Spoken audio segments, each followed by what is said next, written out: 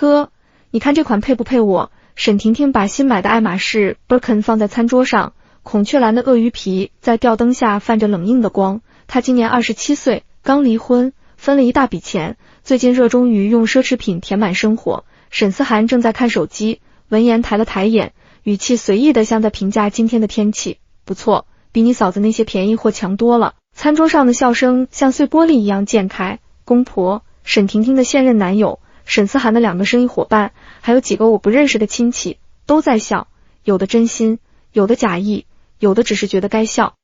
我放下汤碗，坐回自己的位置，手指在桌布下攥了攥，又松开。桌上摆着12道菜，8道是我做的。从下午3点忙到现在，婆婆陈美云说外面的菜不干净，非要我在家做，说这样才像一家人。晚啊。婆婆舀了勺鸡汤，慢悠悠地说，不是妈说你也该注意点形象。思涵现在公司做这么大，你整天穿得跟大学生似的，像什么样子？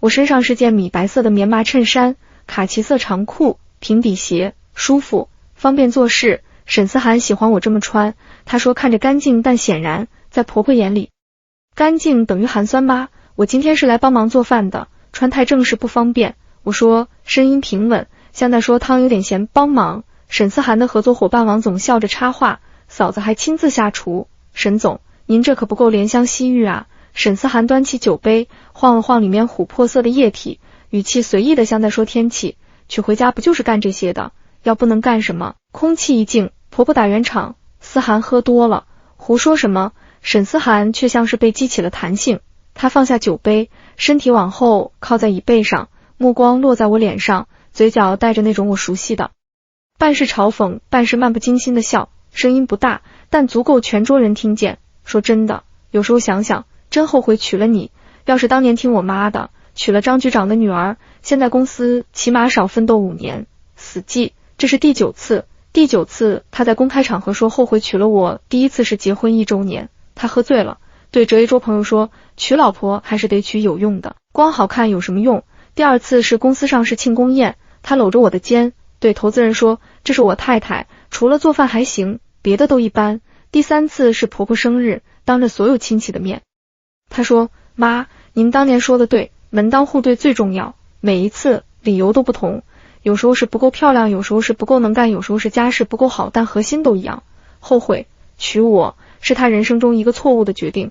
桌上所有人的目光都落在我身上，婆婆的眼神在说你该识大体。沈婷婷嘴角的笑藏都藏不住，王总和其他人尴尬的低头，假装没听见。我放下筷子，瓷器和桌面碰撞，发出清脆的一声，站起来对全桌人笑了笑，笑容的弧度是我对折镜子练过很多次的，恰到好处的礼貌和疏离。我去厨房看看汤，转身时听见沈思涵对王总说，看看多懂事，就是太闷没意思。厨房里油烟机的轰鸣声盖住了外面的谈笑，保姆周姨正在刷锅，看见我进来，小声说，太太您别往心里去，先生喝多了。我摇摇头，打开冰箱看了看，周姨帮我打包1份饭菜，我带走。您不吃了？不吃了，胃疼，是真的胃疼。从沈思涵说后悔娶了你那一刻开始，胃里就像有只手在拧得我直冒冷汗。我把红烧排骨、清蒸鲈鱼、蒜蓉青菜装进保温盒，又盛了碗米饭，动作很慢很仔细，像在进行某种仪式。周姨在旁边看着，欲言又止。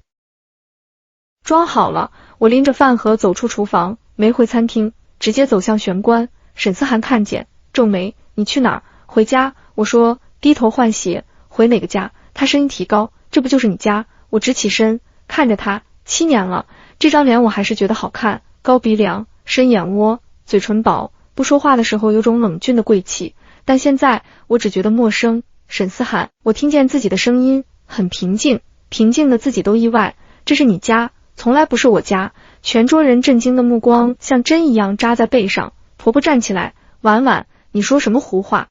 我没回头，拉开门，夜风灌进来，带着深秋的凉意，门在身后关上，隔绝了里面的灯光、笑声，还有那些让人窒息的目光。我站在台阶上，深吸一口气，空气里有桂花香，甜甜的，腻得人想吐。走到车库，打开我那辆白色大众 Polo 的车门，车是婚前买的，开了7年，有点旧了，但保养得很好。坐进去，关上门，世界安静了，没立刻发动。我先拿出手机给闺蜜苏晴发微信，我搬出来了，老地方见。苏晴秒回，怎么回事？沈思涵又作妖了。我没回，又拨了个电话，响了4声，接通，李律师。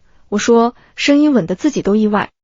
协议可以准备了，另外我名下的那几套小房子下周全部挂牌。电话那头，李律师顿了顿，林小姐，您确定？确定，好，我明天就办。挂了电话，我把手机扔在副驾，趴在方向盘上，肩膀开始发抖，不是哭，是冷的，也是解脱的。7年了，从25岁到32岁，最好的年纪，耗在这段婚姻里，耗在沈思涵的后悔里，耗在婆婆的挑剔里，耗在小姑子的嘲讽里，耗在这个永远不属于我的家里。够了，真的够了。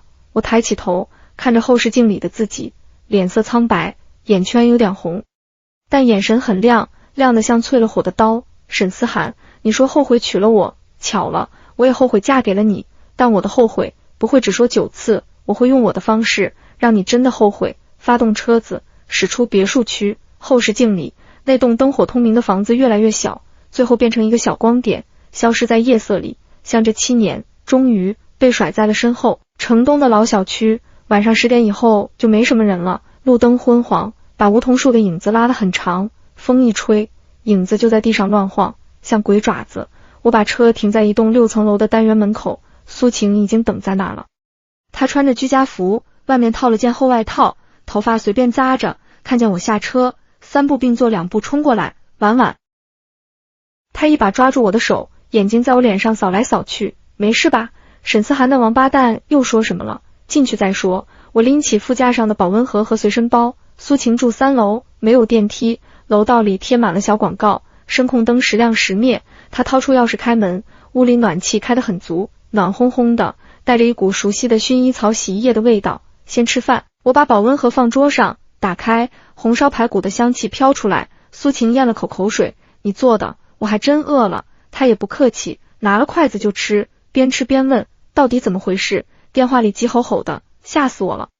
我脱了外套，在她对面坐下。这房子很小，2室1厅，加起来不到70平，装修简单，但很干净。客厅的沙发上扔着几个毛绒玩具，墙上挂着我们大学时的合照，2个20出头的女孩，笑得没心没肺。沈思涵，我说，声音很平，第9次公开说后悔娶我。苏晴筷子停在半空，眼睛瞪大，第9次在哪儿说的？又当着他那些狐朋狗友的面，家庭聚餐，1桌人，他爸妈，他妹，他生意伙伴，全在。我往后靠在椅背上，觉得累，从骨头缝里往外渗的累。他说，要是当年娶了张局长的女儿，公司起码少奋斗5年。我操！苏晴把筷子拍在桌上，这他妈是人话吗？林婉，你就这么听着，没掀桌子？没有。我说，我站起来，说去厨房看汤，然后拎着饭盒走了。苏晴看着我，看了很久，然后叹了口气，伸手握住我的手，婉婉，你手好凉。有点冷，不是天气冷，是你心寒。苏晴眼圈红了，7年了，婉婉，你忍了7年了。从结婚第1年他开始说这种屁话，到现在第9次，你就这么听着，忍着，让着，你图什么啊？我看着他，没说话，起身走进卧室，从随身包里拿出一个厚厚的笔记本，走回客厅，放在桌上。这是什么？苏晴问。账本。我说，7年的账。苏晴翻开，笔记本是普通的牛皮纸封面， A5 大小，已经很旧了，边角都磨毛了，里面密密麻麻，全是手写的字，日期、事件、金额，还有简短的备注。第1页是7年前的记录，2017年10月5日，结婚1周年纪念日。沈思涵喝醉，对朋友说，娶老婆还是得娶有用的，光好看有什么用？第1次公开说后悔，在场，王总、李总、赵经理，录音存 U 盘1。苏晴手指在第1次3个字上停住，抬头看我，你录音了？我说，从那次开始，他每次公开贬低我，我都录音，手机、录音笔、智能手表，能用的都用。苏晴继续往后翻，每一页都是一笔账。2018 3.8，婆婆生日。沈思涵当众说，妈，您当年说的对，门当户对最重要，暗示娶我门不当户不对。在场，沈家所有亲戚，录音存 U 盘2。2019年5月20日，公司上市庆功宴，沈思涵搂着我的肩，对投资人说，这是我太太，除了做饭还行，别的都一般。在场投资人、合作伙伴、媒体、照片、录音存 U 盘3。2020年7月12日，我爸心梗手术，需20万，我存款不够，问沈思涵，他说你爸有医保，急什么？后找苏晴借15万，3天后还，转账记录存文件夹 A。苏晴看到这里，眼泪掉下来了。婉婉，你爸手术，你怎么不跟我说是沈思涵不肯出钱？说了有什么用？我抽了张纸巾给他，你当时刚买房，手头也紧，我不想让你为难，那你后来怎么还我的？加班接私活，省吃俭用，我说半年还清了。苏晴哭得更凶了，她往后翻，每一页都像刀子，搁在她心上，也搁在我心上。2021 2.14情人节，婆婆要求我送她金手镯，预算不低于8000，我花9200购买周大福手镯，发票存文件夹 B。 同年我妈生日，我买2000元项链，婆婆说别乱花钱，你妈不缺这个。2022年9月8日，小姑子沈婷婷结婚，婆婆让我出10万表示心意，我拒绝。沈思涵说你就不能大度点，最终未出，婆婆冷脸3个月，聊天记录存 U 盘4。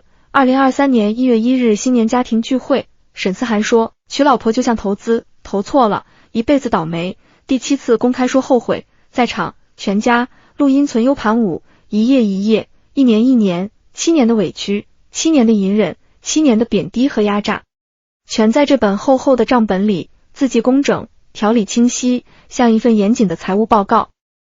但每一笔都是血，是泪，是我一点点被磨掉的尊严。翻到最后一页，是今天的记录。2024年10月18日，家庭聚餐，沈思涵第9次公开说后悔娶我，理由是没娶张局长女儿，公司少奋斗5年。在场公婆、小姑子及其男友、生意伙伴2人，亲戚若干。录音存 U 盘9，备注累计情感债务已超预值，启动预案。预案，苏晴擦干眼泪，看着我，什么预案？我合上账本，手指在封面上抹撒，牛皮纸的纹理很粗糙，磨得指腹发烫。离婚预案，我说我准备了3年。苏晴愣住了，从第7次开始，我就知道这婚姻到头了。我看着他的眼睛，但沈思涵不会轻易放过我，他是生意人，离婚对他来说不仅是感情破裂，是资产分割，是公司股权，是社会形象，他会用尽手段让我净身出户，或者让我主动放弃。所以我这3年在收集证据。我打开随身包，从夹层里拿出一个 U 盘，插在苏晴的笔记本电脑上，这是备份，原文件在银行的保险箱里，文件夹打开，分门别类，录音文件夹9个音频文件，标注着日期和场合，聊天记录文件夹和沈思涵、婆婆、小姑子的所有聊天记录截图，包括那些10万新一金的对话，转账凭证文件夹，7年里我给家里花钱的所有记录，房贷还款，房子是沈思涵婚前财产，但婚后我们一起还贷，水电物业，买菜，人情往来，给婆婆的礼物，给小姑子的心意医疗记录文件夹，我胎停手术的病历，我爸心梗手术的费用单，我因为喝酒应酬未出血的住院记录，工作记录文件夹，我因为家庭需要从设计部调到清闲部门的调岗文件，收入对比，还有股权结构文件夹，公司财务文件夹，关联交易文件夹，全是沈思涵公司的资料，很多是内部文件，不该在我手里的。苏晴看得目瞪口呆，婉婉，你怎么弄到这些的？沈思涵从不在家谈公事，但他书房电脑从来不关。我说我趁他洗澡睡觉的时候一点点拷出来的，用了3年，很慢，很小心。他没发现你早就想离婚了，不是想，是必须。我看着屏幕上那些文件，每一个都像一块砖，垒成了我离开的底气。苏晴，我不是傻子，也不是受虐狂，我忍是因为我在等一个时机，等证据足够，等我有谈判的资本。你现在有了，我拔出 U 盘，握在手里，冰凉的金属外壳硌着掌心。7年，我在沈家是免费保姆，是财务提款机，是情绪垃圾桶，但现在账该清了。苏晴看着我，看了很久，然后站起来，走到我面前，抱住我，婉婉，你辛苦了。她声音哽咽，但你做的对，这婚必须离，而且不能便宜了沈思涵那个王八蛋。我会抱住他，脸埋在他肩膀上，薰衣草的味道，暖暖的，安心的味道。苏晴，我轻声说，我要的不仅是离婚，我要沈思涵付出代价，为他这7年的每一次后悔，为他和他家对我的每一分践踏付出代价，你想怎么做？他不是后悔没娶张局长的女儿，少奋斗5年吗？我松开他，看着他的眼睛，笑了，笑容很冷。向斌，那我就让他知道，娶了我是他这辈子最后悔的事。设计公司的办公室是开放式的，格子间挨着格子间，每个人头上都戴着降噪耳机，手指在键盘上敲得噼里啪啦，空气里有咖啡和打印纸的味道，还有隐约的键盘声、鼠标点击声、压低的说话声。林姐，周末又给沈总做什么大餐了？隔壁工位的实习生小张凑过来，笑嘻嘻地问。他才23岁，刚毕业，脸上还带着没被社会毒打过的天真。我盯着电脑屏幕上的施工图，没抬头，手指在鼠标上点了点，标出一个尺寸错误。以后不做了，想做点自己的事啊。小张愣住，不做饭了，那沈总吃什么？点外卖，请保姆，或者自己做。我保存文件，关掉 CAD， 打开邮箱。男人30多岁，饿不死。小张扑哧笑出声，林姐，你今天有点不一样，是吗？我端起已经凉掉的咖啡，喝了一口，苦得皱眉，哪里不一样？说不上来，就是气场强了。小张歪着头看我，像武侠小说里那种闭关修炼多年，终于出关的高手。我笑了笑，没说话，高手算不上，但确实有些东西不一样了。中午12点，我拎着包起身，主管王经理从办公室探头，小林，出去啊？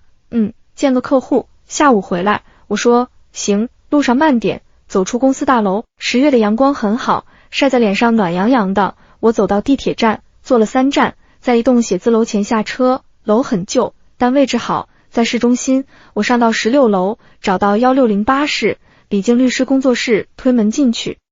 前台是个年轻女孩，抬头看我，你好，有预约吗？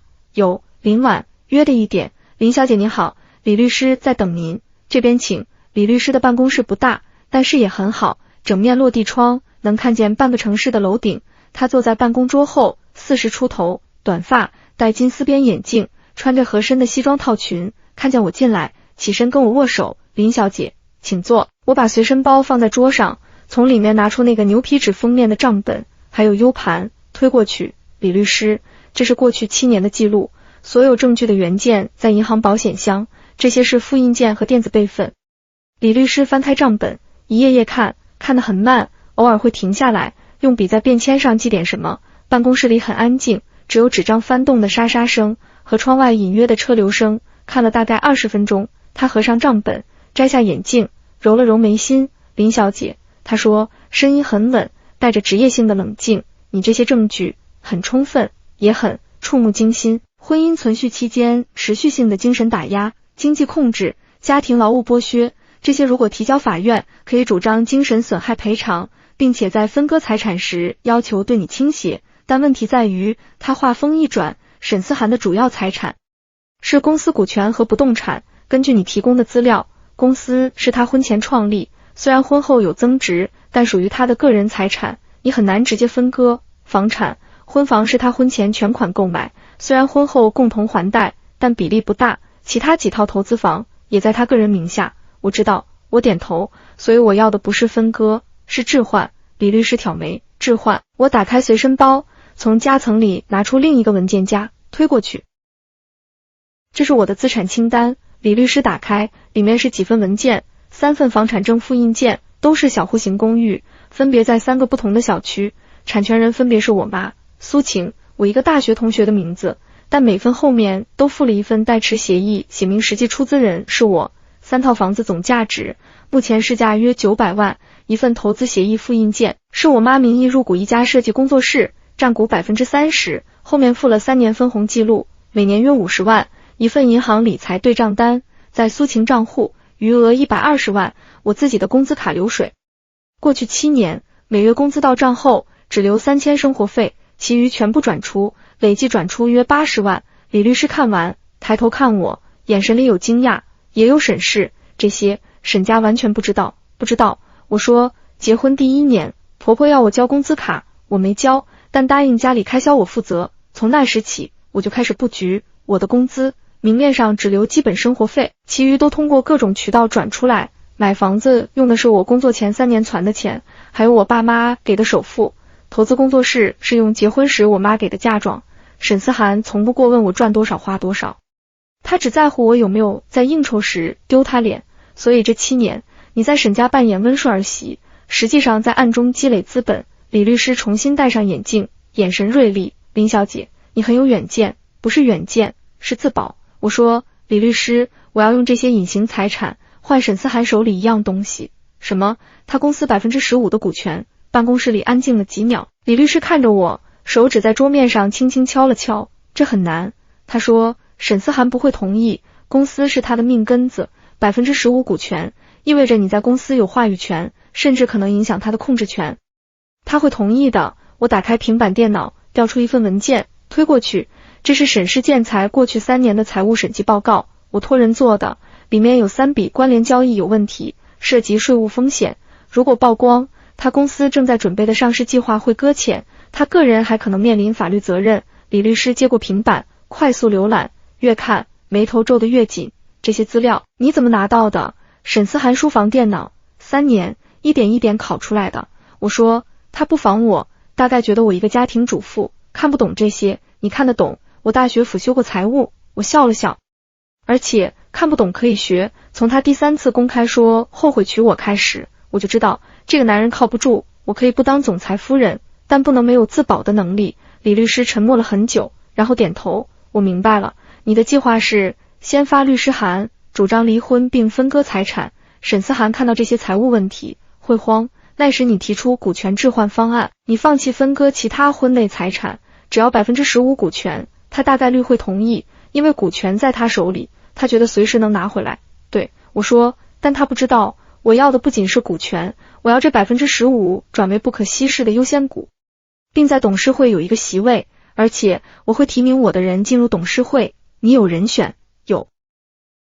我大学同学周明，现在是华信投资的副总，擅长公司治理和财务风控，他欠我个人情，愿意帮忙。我说，沈思涵公司正在申报上市，股权结构必须清晰稳定，我只要这15%成为不可稀释的优先股，并在上市后提名一位董事就够了。李律师看着我，眼神复杂。林小姐，你这些安排准备了多久？3年。我说，从他第7次公开羞辱我开始，我就在准备，每一步都在计划里。那如果沈思涵不同意呢？如果他宁愿公司上市失败，也不给你股权呢？他不会。我摇头，沈思涵最爱2样东西，钱和面子。公司上市是他最大的面子，也是他最大的钱。为了上市，他什么都能妥协，而且他打心底里看不起我，觉得给我股权我也玩不转。他会同意的，因为在他眼里，这只是暂时稳住我的手段。李律师笑了，笑容里有点佩服，也有点感慨。好，林小姐，我接这个案子，律师函我今天就发。另外，你名下那3套房子要挂牌的事，我联系中介处理，还有别的要求吗？我想了想，说，离婚协议里加一条，沈思涵需在朋友圈公开发布道歉声明，为过去7年的不当言行道歉，不指名道姓，就说是对家人造成伤害。这条他可能不会同意，他会同意的。我说，跟股权比起来，发个朋友圈算什么？从律所出来，已经下午3点，阳光西斜，把楼影拉得很长。我站在路边，拿出手机，看到10几个未接来电，全是沈思涵的，还有几条微信。你去哪儿了？妈很生气，赶紧回来道歉。林婉接电话，你闹什么脾气？我说句实话，怎么了？最后一条是10分钟前接电话，别逼我去你公司找你。我深吸一口气，拨回去，响了2声，接通。林婉，你终于肯接电话了。沈思涵的声音带着压抑的怒气，你在哪儿？昨晚的事妈很生气，你回来道个歉，这事就算了。沈思涵，我说，声音很平静，平静的像在说今天天气不错，我们离婚吧。电话那头死寂，3秒后他笑出声，笑声带着不可思议的嘲讽。林婉，你闹什么？就因为我昨天说了句实话，你至于吗？不是闹，是通知。我说，离婚协议我的律师会发给你，你有问题跟他谈。另外，别再给我打电话，也别去找我爸妈，否则你会后悔的。林婉，我挂断电话，拉黑他的号码，然后把婆婆、小姑子、沈家所有亲戚的联系方式全部拉黑。做完这些，我站在路边，看着车来车往，看着人行道上匆匆的行人，每个人都忙着奔向自己的目的地，没有人注意路边这个刚决定结束7年婚姻的女人。手机又响了，是苏晴。婉婉，怎么样？律师怎么说？律师函今天发。我说，沈思涵刚给我打电话，我提离婚了。他什么反应？觉得我在闹脾气。我笑了笑。苏晴，你说，等他收到律师函，看到那些财务资料，会是什么表情？肯定很精彩。苏晴在电话那头笑。婉婉，我支持你，这婚早该离了。对了，你晚上回来吃饭吗？我买条鱼给你补补。好，我下班回去。挂了电话，我抬头看天，秋天的天空很高，很蓝，云很淡，阳光刺眼，但我没躲，就这么看着。7年了，终于要结束了，不是终于要开始了。从律所回公司的路上，手机一直在震，沈思涵、婆婆、小姑子，甚至还有2个我不认识的号码，我没接，全按了静音，塞回包里。下午的办公室很安静，大家都在忙自己的事，我坐在工位上，对着电脑屏幕，其实什么也没看进去，脑子里像过电影，一帧一帧，全是这7年的画面。沈思涵说后悔娶你时的表情，婆婆挑剔的眼神，小姑子嘲讽的笑，还有那些深夜，我一个人在厨房收拾碗筷，在水流声里把眼泪憋回去。林姐，你没事吧？小张凑过来，小声问。你脸色好白。没事，可能有点低血糖。我说，从抽屉里摸出一块巧克力，撕开包装塞进嘴里，甜得发腻，但胃里那股抽搐感稍微好了点。要不要去休息室躺会儿？不用，马上到点了，5点半准时下班。我拎着包走出公司，没去地铁站，在路边扫了辆共享单车。秋天的傍晚，风有点凉，吹在脸上很舒服。我骑得很慢，看着街边的店铺，遛狗的老人，放学的小孩，这些最普通的烟火气，在过去7年里好像离我很远。沈家的别墅在郊区，出门就是车道，没有人行道，没有小卖部，没有这些鲜活的人间。骑了20分钟，到苏晴家楼下，锁好车，上楼敲门。苏晴系着围裙来开门，手里还拿着锅铲。回来啦，鱼马上好，你先洗手。屋里飘着红烧鱼的香味，还有米饭的蒸汽。小小的客厅，暖黄的灯光，电视里放着无聊的综艺，这一切比沈家那个华丽冰冷的别墅更像家。吃饭的时候，手机又震了，这次是我妈。我犹豫了一下，接了。婉婉，你在哪儿？我妈的声音很急，背景音很吵，好像在街上，在朋友家。妈，怎么了？沈思涵妈妈给我打电话了，说你们吵架了，你离家出走。我妈喘着气，婉婉，到底怎么回事？你现在在哪儿？安不安全？妈，我没事，很安全。我说，我不是离家出走，是决定离婚了。电话那头沉默了很久，然后是我妈带着哭腔的声音，婉婉，是不是思涵欺负你了？你跟妈说，妈去找他。妈，您别去。我鼻子一酸，努力让声音平稳，这次听我的，我和他过不下去了，这婚必须离。可是离婚不是小事啊。你都32了，离了婚怎么办？别人怎么说你？我妈哭起来，婉婉，要不你再想想，夫妻哪有不吵架的，忍一忍就过去了。我忍了7年了，妈，我看着碗里的米饭，一粒一粒，白白净净，我忍够了，再忍下去，我会死的。我妈不说话了，只有压抑的哭声。过了一会儿，我爸的声音传过来，很沉，很哑，婉婉，爸支持你，过不下去就不过，天塌不下来，你回来，爸养你。我的眼泪终于掉下来，砸在米饭上。爸妈，你们放心，我有打算，这婚必须离，但我不会吃亏，你们别担心，也别去找沈家，等我处理好了，回家看你们。挂了电话，我捂着脸，肩膀发抖。苏晴坐过来，抱住我，一下一下拍我的背，哭吧，哭出来就好了。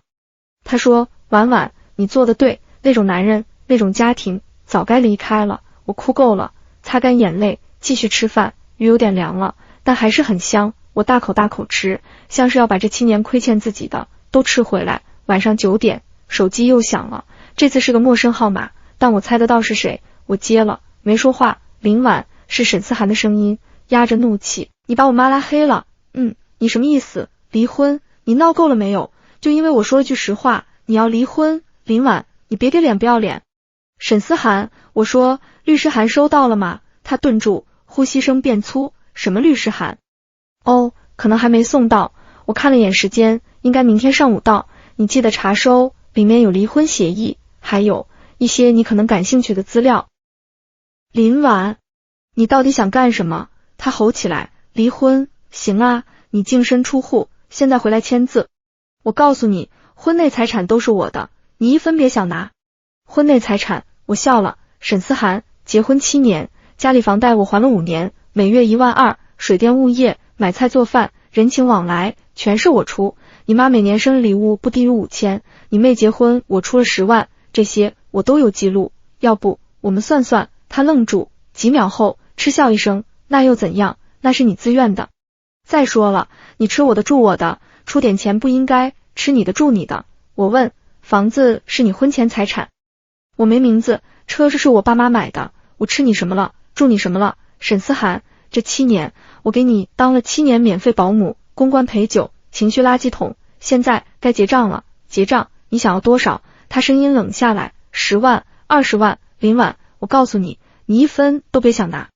我不要钱，我说我要你公司15%的股权。电话那头死寂，然后是沈思涵像听到天大笑话般的笑声，你疯了，你知道我公司现在估值多少吗？15%，你配吗？我没说话，挂断电话，打开微信，把平板电脑上那份财务审计报告的截图挑了几张最关键的，发到他微信上，发送成功，然后拉黑这个号码。30秒后，我的另一个手机工作号响了，看来他打不通我电话，换号打了，我接了，没说话。林婉，沈思涵的声音，这次不是愤怒，是惊恐。那些东西你从哪儿弄的，重要吗？我说，沈思涵，我给你2个选择，一，给我15%股权，签离婚协议，这些资料我销毁。2，我把这些交给税务局和证监会，你公司上市别想了，你还可能进去蹲几年。他沉默，呼吸粗重，像头被困住的野兽。3天，我说，给你3天时间考虑。3天后，如果我没看到股权转让协议，这些资料会出现在该出现的地方。林婉，他声音嘶哑，我真是小看你了，是你从来就没正眼看过我。我说3天，计时开始。我挂了电话，关机，世界清静了。苏晴在旁边听得目瞪口呆，然后竖起大拇指，婉婉，牛逼，就该这样，捏住他7寸，看他还嚣张。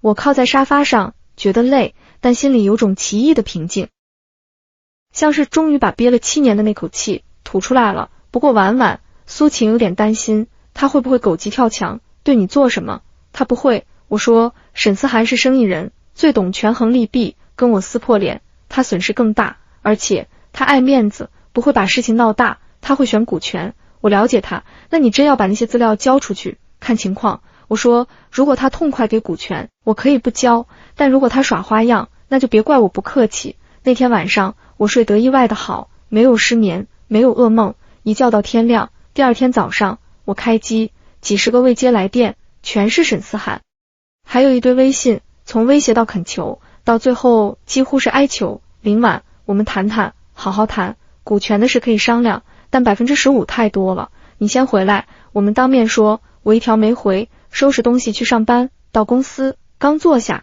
小张就凑过来，神神秘秘地说，林姐，刚才有个男的来找你，说是你老公，脸色可难看了，王经理说你出去了，他等了一会儿才走。我知道了。我说，你们吵架了？小张小心翼翼地问。没有，我笑了笑，快离婚了。小张眼睛瞪圆，捂住嘴，半天才说，离婚？为什么啊？沈总不是挺有钱的吗？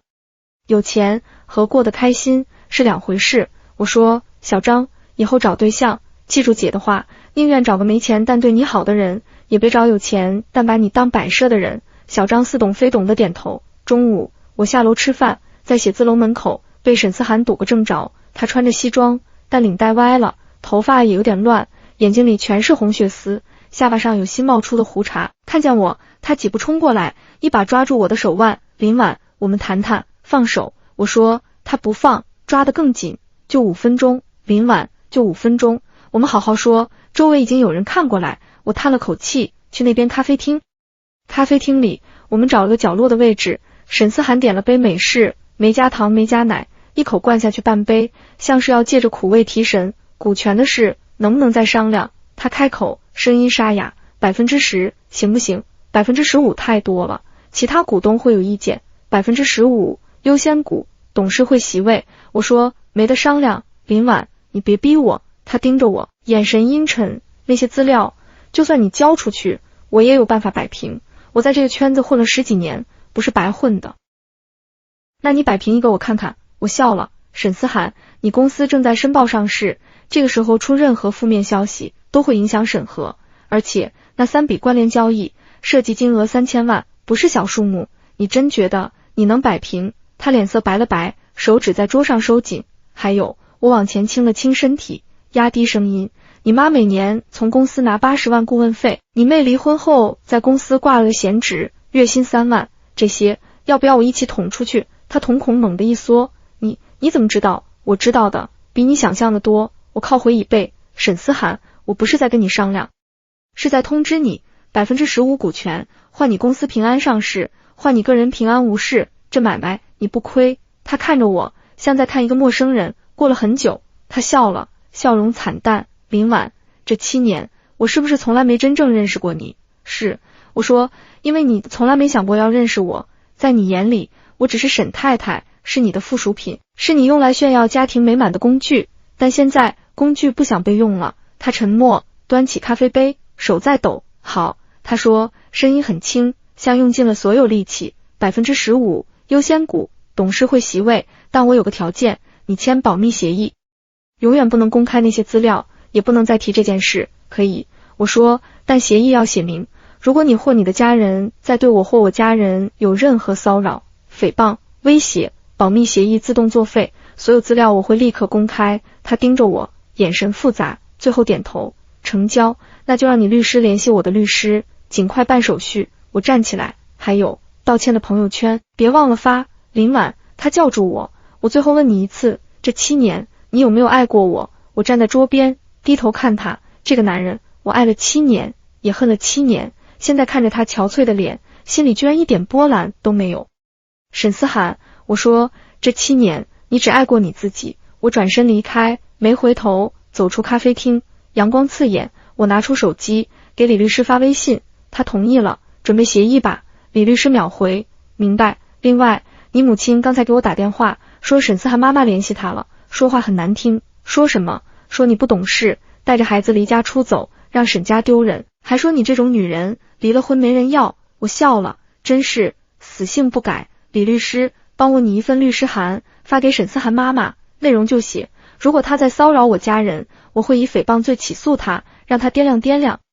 好，发完消息，我抬头看天，秋高气爽，万里无云，真好。沈思涵，游戏开始了，而这次规则我来定。从咖啡厅回公司的路上，我走得很慢，秋日的阳光透过梧桐叶的缝隙洒下来，在地上投出斑驳的光影，风吹过，叶子哗哗响，有几片枯黄的叶子飘下来，打着旋儿落在我脚边。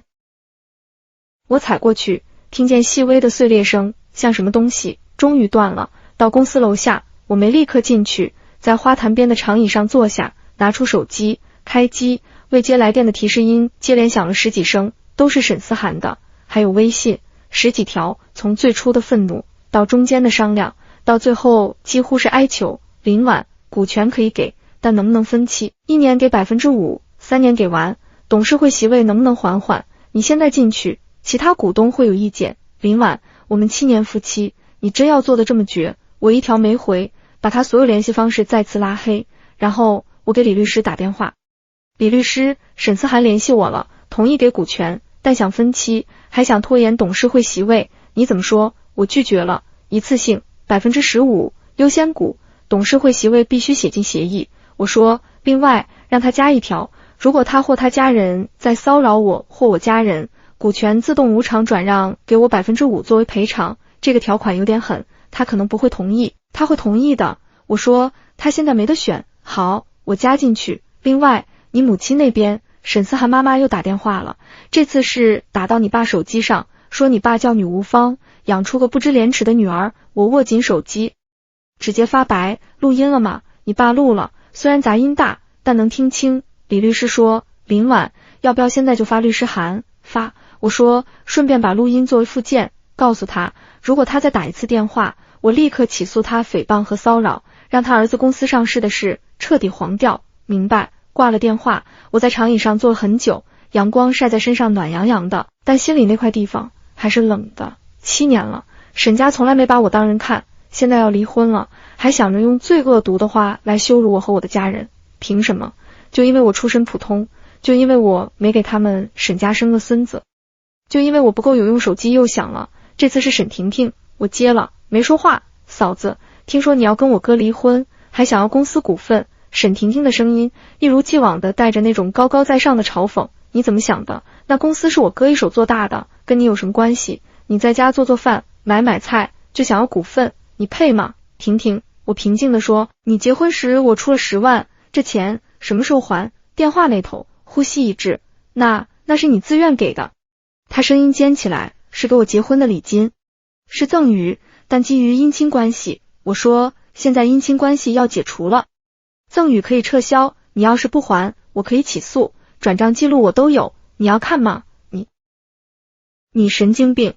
他骂了一句，挂了。我看着黑掉的屏幕，笑了笑，这就受不了了，好戏还在后头。回到办公室，小张凑过来，小声说，林姐，刚才又有人找你，是个阿姨，在楼下闹，保安把她劝走了，长什么样？50多岁，穿得挺贵气，但说话特别难听，说你欺负他儿子，要让你身败名裂。小张担心地看着我，林姐，你是不是惹上什么麻烦了？没事，一个疯婆子。我说，下次他再来，直接报警啊！报警，对，报扰乱公共秩序。我拍拍他的肩，别怕，姐处理得了。下午我请了假，没回家，去了银行，打开保险箱，把里面的文件全部拿出来，找了个复印店，一式3份复印好，原件放回保险箱，复印件一份给李律师，一份我自己留着，一份交给苏晴保管。这是最后的底牌。我对苏晴说，如果沈思涵敢耍花样，这些足够让他进去蹲几年。苏晴看着那一沓文件，咂舌，婉婉，你真是深藏不露啊，被逼的。我说，晚上沈思涵用新号码给我发短信，看来他知道电话打不通了。林婉，股权一次性给可以，但董事会席位能不能等上市后再安排？现在公司敏感期，突然多一个董事，还是你，影响不好。我回，不行，董事会席位必须现在写进协议，但我可以承诺，在上市前不参与具体决策，只行使监督权。你怎么监督？我提名的人进董事会，代表我行使权利。你提名谁？周明，华信投资副总，你认识？那边沉默了很久，回，周明，你跟他什么关系？大学同学。我说，沈思涵，别转移话题，同意还是不同意？同意，但周明只能做独立董事，没有投票权。可以，那协议什么时候签？明天下午3点，李律师律所，带上你的律师，还有公章。好，发完这条，沈思涵没再回，我盯着手机屏幕，直到他自动按下去，成了。3年布局，3天博弈，终于成了。但我心里没有喜悦，只有一种空荡荡的疲惫，像是跑了很长很长的路，终于跑到终点，却发现终点什么都没有，只有一片荒芜。苏晴做了晚饭，3菜1汤，我们坐在小餐桌前，默默地吃。电视里放着无聊的综艺，主持人在夸张的大笑，衬得屋里更安静。晚晚，苏晴突然开口，你后悔吗？后悔什么？后悔嫁给沈思涵。我想了想，摇头，不后悔。苏晴愣住，如果没嫁给他，我不会知道人可以冷漠到什么程度。我说，也不会知道被逼到绝境时自己能狠到什么程度。这7年很痛，但也没白过，至少我知道了我不是任人拿捏的软柿子，我知道怎么保护自己，怎么反击。苏晴看着我，眼圈红了。婉婉，你以后要好好的。会好好的。我给他加了块排骨，你也一样，以后找男人眼睛擦亮点。我不找了。苏晴摇头，男人没一个好东西，我就跟你过，咱俩搭伙过日子，挺好。我笑了，行，那我以后赚钱养你，说定了啊。那天晚上我又失眠了，躺在床上，睁着眼睛看天花板，脑子里像部电影，一帧一帧，全是这7年的画面。沈思涵求婚时说的我会对你好，新婚夜他喝醉说的娶到你真幸运，第一次他说后悔娶你时我哭了一整夜。7年2500多个日夜，就这么结束了。不，还没结束，明天签了协议才真正结束。凌晨3点，我收到沈思涵的短信，很长，分了好几条。林婉，我最后问你一次，这7年你有没有爱过我？我知道我做的不好，我忽略你，我伤害你，我说了混账话，但我从来没想过离婚，从来没想过不要这个家。是我后悔过，我说后悔娶你，但那只是气话，只是压力大的时候口不择言，我不是真的后悔。再给我一次机会，行吗？我们重新开始，股权我给你，董事会席位给你，什么都给你。